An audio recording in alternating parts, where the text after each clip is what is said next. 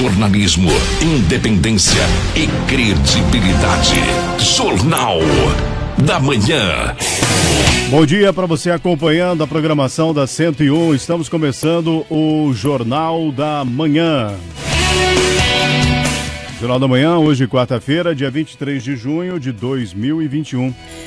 Jornal da Manhã você acompanha pelo Facebook, você acompanha pelo nosso site, o www.101fmprudente.com.br. O Jornal da Manhã também transmitido pela 101 FM e pela Prudente AM 1070. 7 horas, 1 minuto, as primeiras informações chegando são as informações da polícia.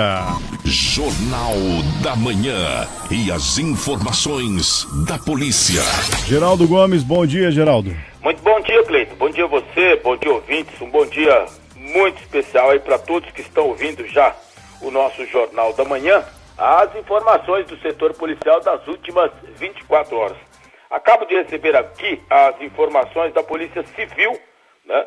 Nós temos a informação que os policiais desarticularam uma grande quadrilha, né? Os policiais de São Paulo, e essa grande quadrilha de criminosos que realizavam desvios de cargas em todo o Brasil, né?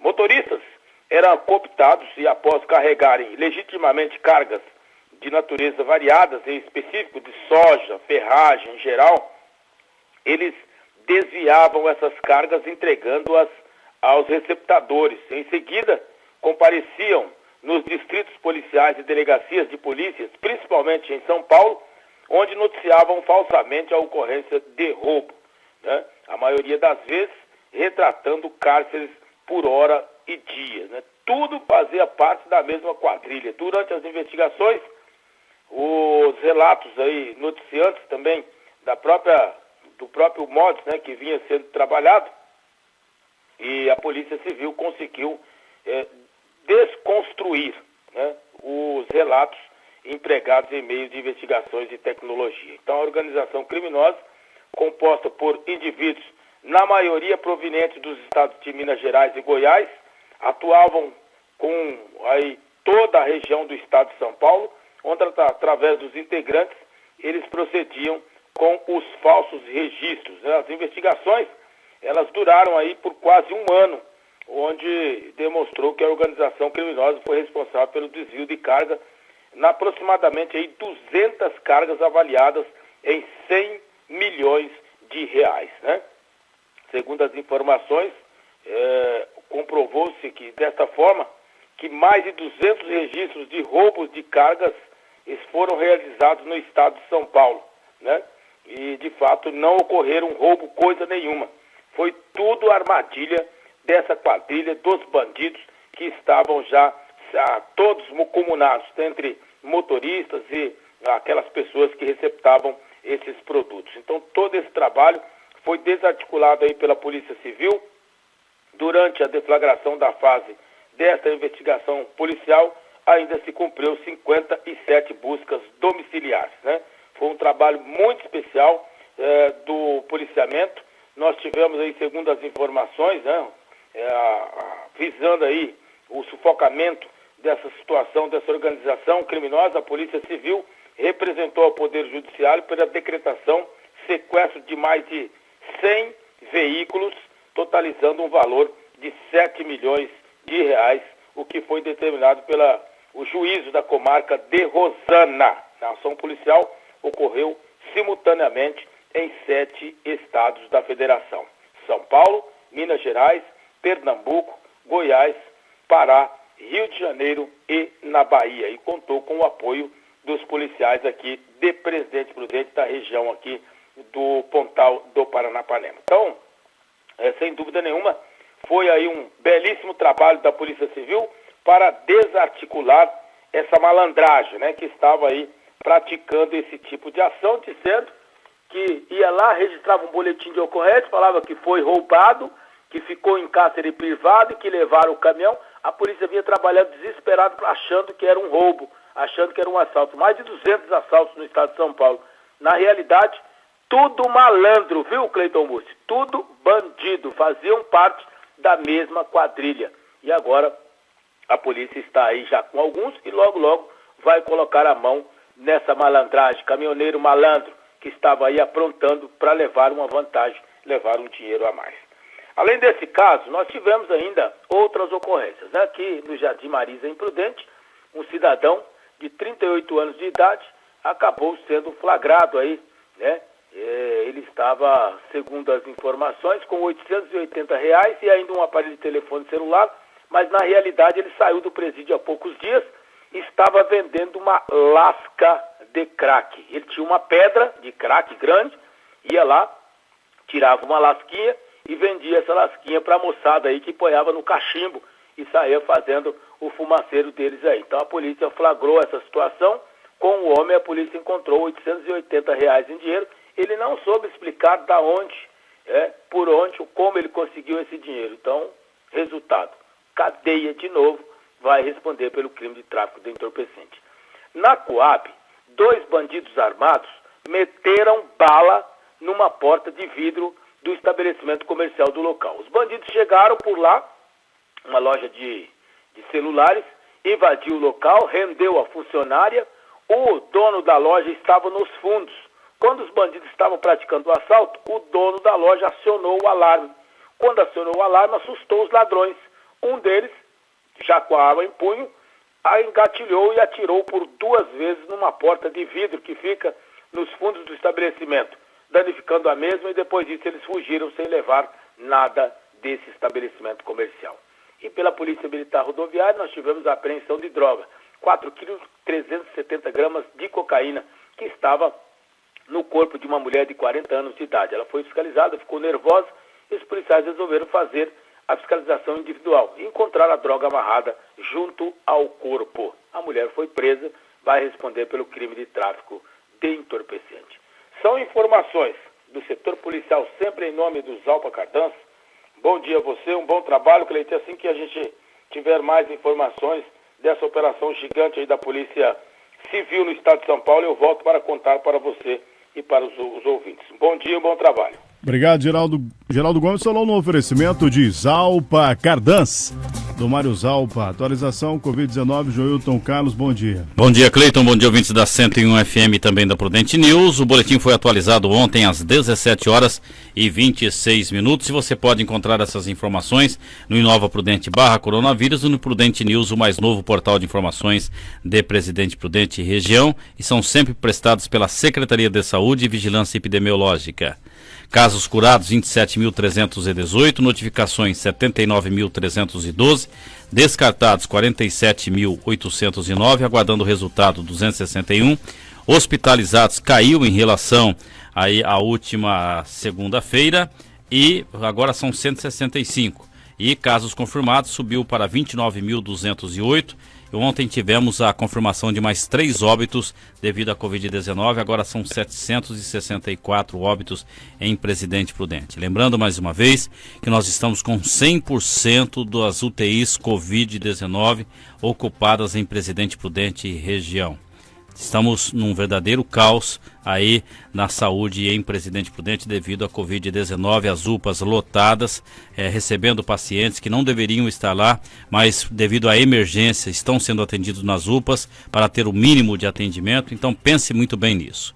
E máscara, álcool em gel e distanciamento das pessoas, e quando for ao comércio vá sozinho, ou sozinha, para que não tenha aglomeração. Uma outra informação, Cleiton, nós já falamos aqui ao vivo há pouco sobre os motoristas e cobradores. Mais uma vez, paralisados totalmente, e os ônibus só voltam a circular a partir das 8 horas da manhã, e algumas coisas poderão até acontecer, porque está acontecendo uma assembleia neste momento envolvendo o sindicato e os trabalhadores da empresa Prudente Urbano. Daqui a pouco, uma informação do Jonatas Caetano aí sobre a prefeitura, que já está tomando as providências judiciais a respeito do assunto. Bom, conferindo 7h10, 7h10. Você está acompanhando o Jornal da Manhã pela 101 FM e também pela Prudente AM 1070.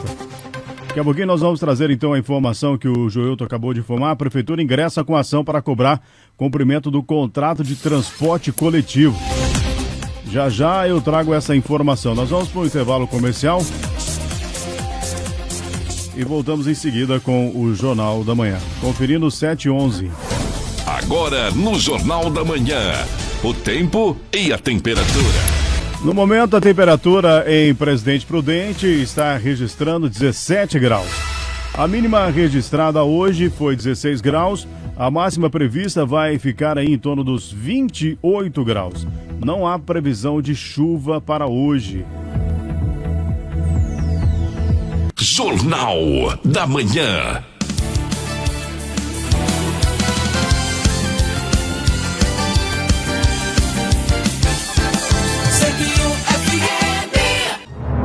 De volta no seu rádio, o Jornal da Manhã. Jornal da Manhã, agora são 7h15, conferindo o Jornal da Manhã, 7h15. Jornal da Manhã, você acompanhando pela 101 FM, pela Prudente AM 1070. A informação chegando com o Jonatas Caetano. Prefeitura ingressa com ação para cobrar cumprimento do contrato de transporte coletivo. Conferindo 7h15 agora, daqui a pouquinho a informação com o Jonatas Caetano nesse Jornal da Manhã. 7h16, daqui a pouquinho também vamos trazer a informação que o Plano Safra, governo anuncia 250 bilhões para a agricultura. Outra informação no Jornal da Manhã de hoje é o destaque do esporte, né? Abertura da 6ª rodada do Brasileirão com Palmeiras, São Paulo, Flamengo e Fluminense em campo nesta quarta-feira. Além do duelo entre Brasil e Colômbia pela Copa América. Vamos lá com a informação de Jonas Caetano. Bem, nós vamos conversar agora com o secretário de Assuntos Jurídicos e Legislativos de Presidente Prudente, o secretário Jorge Duran, e a Secretaria de Assuntos Jurídicos entrou com uma ação na Justiça nesta terça-feira em desfavor da empresa concessionária do transporte coletivo aqui de Presidente Prudente, a Prudente Urbano, devido à situação recorrente dos últimos meses e também dos últimos anos aqui na cidade. Secretário, muito obrigado pela sua participação aqui conosco. Sobre que essa ação que foi ajuizada pela Secretaria compete? Olha, eu que agradeço a oportunidade de falar com todos. A população tem sofrido muito nos últimos anos e principalmente nos últimos dias pela ineficiência de um serviço público que é prestado através de uma concessionária. Esta concessionária ela tem um contrato com o município, com a Prefeitura Municipal, com o município de Presidente Prudente, porque ela se sagrou vencedora de uma licitação. Essa licitação foi no ano de 2017. Ela tem um contrato para a prestação desse serviço por 10 anos. Né? E, ultimamente, realmente, a população tem visto aí as dificuldades para se implementar esse serviço, uma vez que a empresa sistematicamente descumpre com as suas obrigações contratuais. Diante disso, a decisão aqui do Departamento Jurídico, da Procuradoria Jurídica do município, foi de buscar socorro junto ao Poder Judiciário, de buscar junto ao Judiciário uma medida, né, uma tutela, que possa nos garantir, enquanto poder público, e garantir à população, que é usuária deste serviço, a prestação deste serviço, né, de uma maneira eficiente, contínua, eficaz, segura.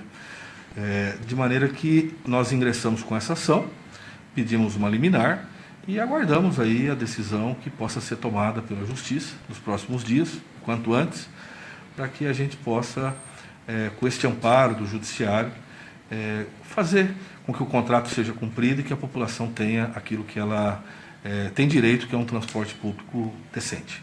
Secretário, muito se ouve nos bastidores aí a questão de perguntas que são feitas por parte da população. A questão é, por que não rescindiu o contrato com a empresa, ou por que não colocou outra empresa no lugar? Existem uma série de fatores que devem ser observados antes de uma decisão, uma medida mais drástica ser tomada, secretário? Correto. Como eu disse, nós temos um contrato, né? O contrato prevê obrigações para as pessoas, né? Prevê obrigações para a companhia que presta o serviço e prevê também obrigações ao poder público. Como eu disse, esse contrato ele foi firmado em 2017 e ele tem 10 anos de vigência, então ele vai até 2017. Então, falando assim de uma maneira bem simples, para que todos entendam, se você simplesmente interrompe esse contrato hoje, você pode estar gerando aí uma indenização por aquilo que a empresa deixou de ganhar, por aquilo que a empresa teve que investir e que não vai poder recuperar, porque ela fez investimentos, previu um contrato de 10 anos e nós estaríamos interrompendo ele antes da metade desses 10 anos. Então, qual é a maneira segura, correta, que o poder público tem de tomar as medidas? Seguindo a lei, né? Seguindo a lei, obedecendo o contrato, tomando todas as precauções, as cautelas, seguindo aquilo que está estabelecido, né? Aquele trâmite correto, para que o poder público, quando tomar uma decisão, seja ela de aplicação de penalidade, seja ela outras até mais severas, que ele o faça embasado, amparado, não acarretando nenhum ônus para a população, porque nós não queremos resolver um problema criando outro. Nós não podemos simplesmente chegar aí, rescindir um contrato com uma empresa, e aí você gera aí depois uma indenização para toda uma cidade pagar, né?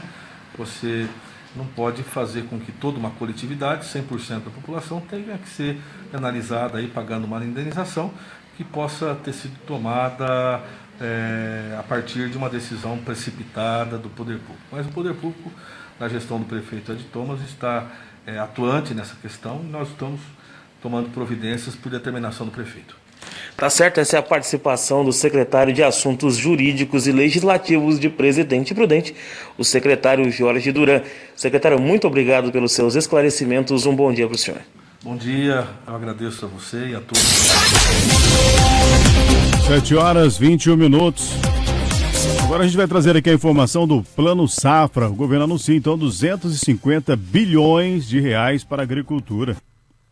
O governo federal lançou nesta terça-feira no Palácio do Planalto, em Brasília, o Plano Safra 2021-22. Serão 251 bilhões de reais para apoiar a produção agropecuária no país. O valor é 6% maior do que o Plano Safra anterior. A ministra da Agricultura, Tereza Cristina, comemorou o acréscimo diante do atual cenário econômico. Serão disponibilizados ao sistema produtivo 251,2 bilhões de reais, representando um aumento de 14,9 bilhões em relação ao plano passado.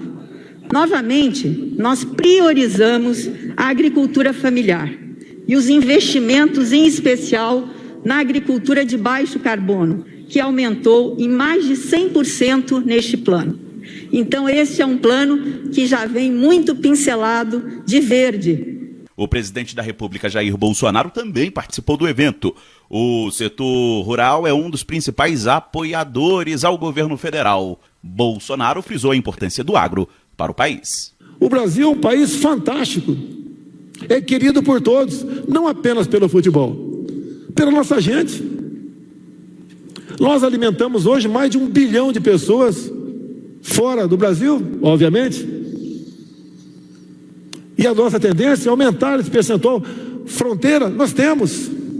Somos o país que mais preserva. Os recursos do novo plano serão liberados a partir do dia 1º de julho. As taxas de juros para o Programa Nacional de Fortalecimento da Agricultura Familiar, o PRONAF, variam de 3% a 4,5% ao ano. Para o médio produtor, foram disponibilizados 34 bilhões de reais, com juros de até 6,5% ao ano. Agência Rádio Web de Brasília, Yuri Hudson. Agora no Jornal da Manhã, as informações do esporte. Seleção brasileira terá mudanças para o jogo de hoje, 21h, no horário de Brasília, no Newton Santos, no Rio de Janeiro, contra a Colômbia, pela Copa América. A única alteração confirmada é no gol. Depois de Alisson e Ederson, será a vez de o Everton ter uma oportunidade. Mas nomes como Marquinhos, Casimiro, Everton Ribeiro e Richarlison também podem aparecer novamente na equipe. O técnico Tite não confirma a escalação, diz apenas que mantém a ideia de aproveitar a competição para rodar o elenco e que as alterações não devem mudar o estilo de jogo do Brasil. Nós seguimos na nossa mesma forma estabelecida como ideia no início da competição. Algumas mudanças Agora que essas mudanças, teoricamente, elas não modifiquem a engrenagem, o equilíbrio da equipe, que é o que a gente sempre busca. Tite ainda pediu atenção contra uma Colômbia que é, talvez, o adversário mais difícil da seleção na primeira fase da Copa América e que está na vice-liderança do grupo, 2 pontos atrás do Brasil. Os nossos enfrentamentos contra a Colômbia foram sempre muito difíceis. Eu passei para os atletas, e se a gente volta no tempo, desde os amistosos que a gente fez, aos jogos das eliminatórias, eles sempre tiveram um mais alto nível de exigência. Falei isso aos atletas, repito, e não estou passando isso como hipervalorização nada, mas como respeito a uma grande seleção. Também nesta quarta-feira, 4 jogos, todos eles às 7 da noite, abrem a 6ª rodada do Brasileirão. Destaque para o duelo paulista entre o Red Bull Bragantino, 3º colocado, e o Palmeiras, que aparece em 4º. Quem vencer pode dormir na liderança da competição. Vai depender também de um tropeço do Fortaleza, vice-líder, que está invicto, mas tem uma parada dura no Maracanã contra o Flamengo. Na zona de rebaixamento e ainda sem vencer em 5 rodadas, o São Paulo faz um confronto direto para escapar do Z4 contra o Cuiabá no Morumbi, enquanto o Fluminense, que ainda não perdeu no Campeonato Brasileiro, encara fora de casa o Atlético Goianiense, um dos destaques desse início de competição. O complemento da 6ª rodada será disputado na quinta-feira. Jornal da Manhã, 7h26. Para encerrar o Jornal da Manhã, nós vamos com os comentários de Alexandre Garcia. Bom dia, Alexandre. Bom dia. A surpresa de ontem foi o Plano Safra superando expectativas. O pessoal da Terra imaginava que não teria tanto, por causa das dificuldades, né? Pagamento aí esse tempo todo do auxílio emergencial, que consumiu bilhões e bilhões, né? E o Tesouro Nacional, mesmo assim, aportando, foi resultado de um mutirão de uma equipe formada pelo Ministério da Agricultura e Pecuária, pelo Ministério da Economia e pelo Banco Central. E conseguiram 13 bi do Tesouro para garantir juros, os juros menores, né, subvencionados, e um crédito que aumentou de 236 bi para 251 bilhões e 200 milhões, com 68% de juros, chamam de controlados, né, subsidiado, com muita atenção, principal atenção para a agricultura familiar, que vai ter estímulo até para turismo rural, na pequena propriedade. Para o estímulo também armazenagem, 500, um crédito que equivale a armazenar mais 5 milhões de toneladas, 500 armazéns por aí, pelas estradas brasileiras, né? Atenção para o Nordeste, atenção para o médio produtor e para o grande, sim, claro, mas com juros menores para a agricultura familiar, com estímulo à proteção do meio ambiente, com prêmio subsidiado no seguro rural. Então, atendeu a tudo, foi suficiente para a despeito das dificuldades. Certamente o agro vai dar uma resposta também surpreendente, né? Como tem dado. É o setor que tem trabalhado 24 horas por dia sem lockdown. Conseguiu nos dar segurança alimentar, sempre alimento na mesa, né? com a colaboração do auxílio emergencial, é claro, né? E equilíbrio no balanço de pagamentos, graças a superávites na balança comercial, nas exportações.